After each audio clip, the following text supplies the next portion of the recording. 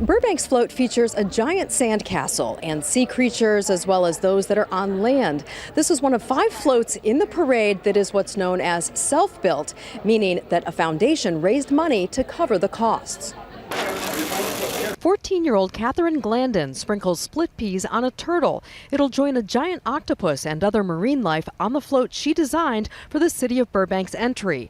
This year's Rose Parade theme, making a difference. It's sea creatures helping clean up the beach, and I came up with the idea in my English class while we were studying how California recycles.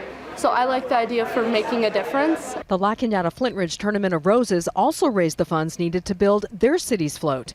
Panda bears will be the main attraction here.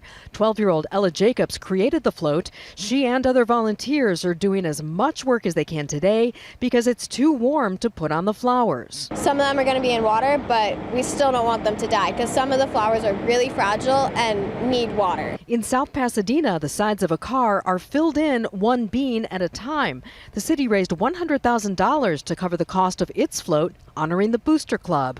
Lisa and George Fesperman are volunteers all the way from Georgia. They wanted to cross float decorating off their bucket list. It's one of those dreams I've always had to get to be here and be a part of the process and see how this really works.